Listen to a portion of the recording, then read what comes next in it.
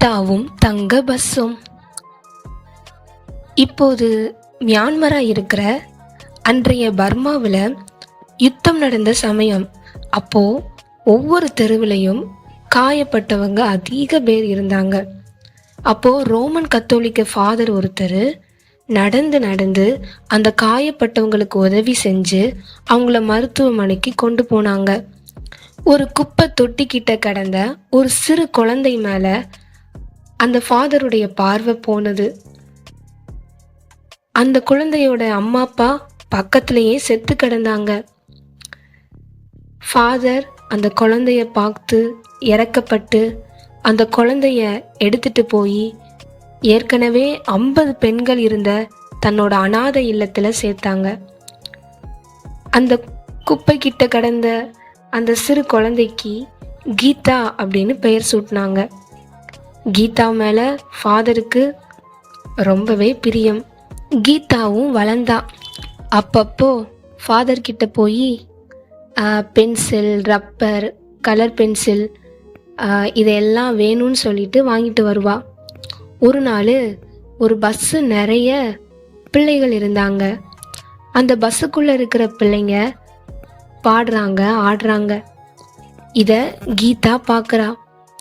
பார்த்து இது என்ன அப்படின்னு மற்ற பெண்கள் கிட்ட கேட்குறா. அவங்க சுற்றுலா போகிறதா சொன்னாங்க. அந்த குதூகலமான காட்சியை பார்த்து கீதாவுக்கு ரொம்ப சந்தோஷமாயிருச்சு. உடனே ஃபாதர் கிட்ட போனா, ஃபாதர், நானும் பஸ்ஸில் சுற்றுலா போக ஆசையாக இருக்கு, நானும் போகணும் அப்படின்னு ஃபாதர் கிட்ட கேட்டா. அப்போ ஃபாதர் சிரிச்சிட்டே சொன்னாங்க, மகளே கீதா, சுற்றுலாவுக்கு அதிகமான செலவாகும், நீ ஏசப்பாட்ட ஜெபம் பண்ணு அப்படின்னு ஃபாதர் சொன்னாங்க. கீதா மும்முரமா ஜெபிக்க ஆரம்பிச்சிட்டா. ஒவ்வொரு நாளும் காலையிலையும் மாலையிலையும் ஜெபிச்சா. ஒரு நாள் ஒரு பஸ்ஸு அவங்களோட அனாதை இல்லத்துக்கு வந்துச்சு. அது பளபளன்னு ஒரு தங்கத்தால் ஆன ஒரு பஸ்ஸு. மலர்கள், பூக்கள் அழகாக அந்த பஸ்ஸில் அலங்கரிக்கப்பட்டிருந்துச்சு. டிரைவரும் கண்டக்டரும் அழகாக யூனிஃபார்மாக ஒரு ட்ரெஸ்ஸை போட்டு ரொம்ப அழகாக இருந்தாங்க. எல்லா பிள்ளைங்களும் பஸ்ஸை நோக்கி அப்படியே ஓடுறாங்க. ஓடும்போது கீதாவும் அவங்களோட சேர்ந்து ஓடி வாரா. அவ தேவன் என்னோட ஜபத்துக்கு பதில் கொடுத்துட்டாங்கன்னு சொல்லி நன்றி சொல்லிக்கிட்டே ஓடுறா.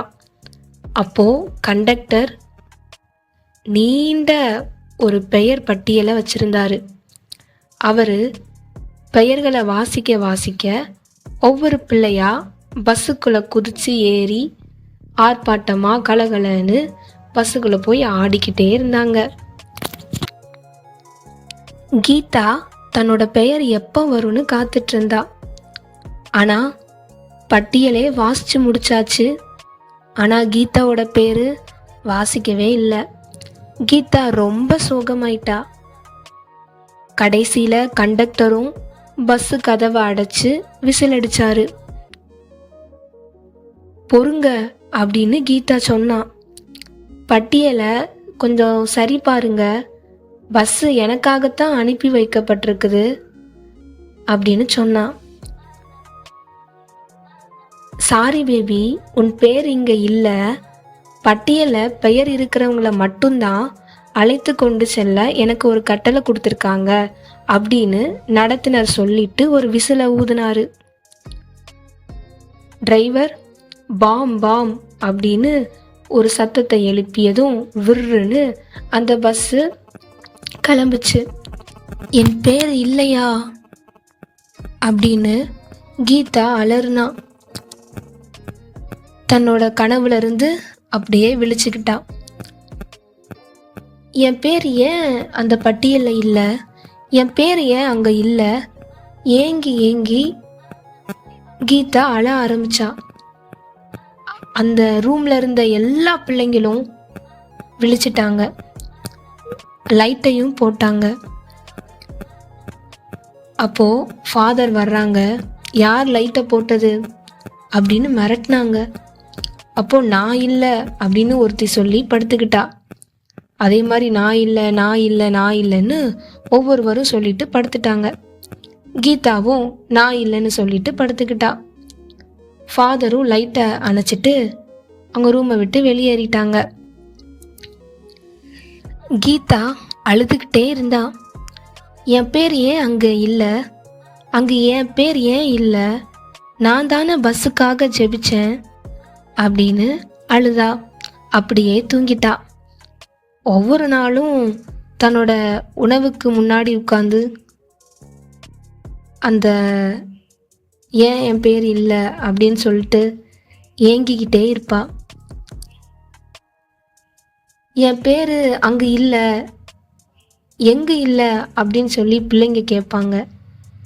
கீதா பதில் சொல்லவே மாட்டா.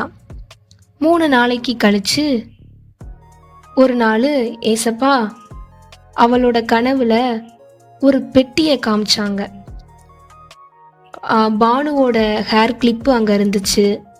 ரீட்டாவோட வாசனையான ரப்பர் அதில் இருந்துச்சு. டேனியோட ஃபாரின் பென்சில் அதில் இருந்தது. ஏசப்பா ஒவ்வொன்றா கீதாவுக்கு காமிச்சு சொன்னார். கீதா, இது எல்லாம் உன் பெட்டியில் நீ வச்சுக்கிட்டு நீ தங்க பஸ்ஸில் ஏறவே முடியாது அப்படின்னு ஏசப்பா சொன்னாங்க.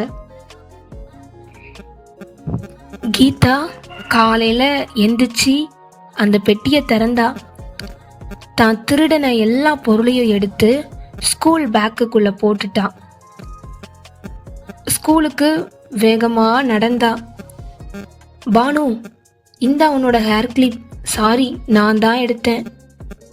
ரீட்டா, மன்னிச்சுக்கோ ரீட்டா, உன் வாசனை ரப்பரை நான் தான் எடுத்தேன், அது என்கிட்ட தான் இருக்கு. டேனி டேனி, உன்னோட ஃபாரின் பென்சிலை நீ தேடினியா? சாரி சாரி, நான் இந்தா திருடின எல்லாத்தையும் திருப்பி கொடுத்தா கீதா. இனம் புரியாத ஒரு சமாதானம் அவளோட இருதயத்தை நிரப்புச்சு. அன்று நிம்மதியா படுத்து உறங்கினா. தனது கனவுல ஒரு பெரிய நோட்டு புத்தகம் திறக்கப்படுகிறத கீதா பார்த்தா. அதுல நிறைய பேர் எழுதியிருந்துச்சு. ஒரு அழகிய கை தங்க பேனாவை பிடிச்சிட்டு தங்க எழுத்துக்களால கீதா அப்படின்னு எழுதுச்சு. கீதா காலையில எழுந்து குதி குதின்னு சந்தோஷத்தால குதிச்சா. என் பேர் இருக்குது, என் பேர் இருக்குது அப்படின்னு தன்னோட ஃப்ரெண்டு கிட்ட எல்லாம் சொன்னான். எங்க இருக்குது அப்படின்னு அவங்க ஃப்ரெண்டெல்லாம் கேட்டாங்க. கீதானா குதிச்சுக்கிட்டே பாடுனா ஆடுனா.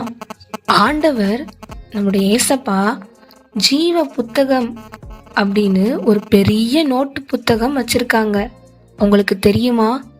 அந்த புத்தகத்துல பேர் எழுதப்பட்டவங்க மட்டும்தான் பரலோகத்துக்குள்ள நுழைய முடியும்.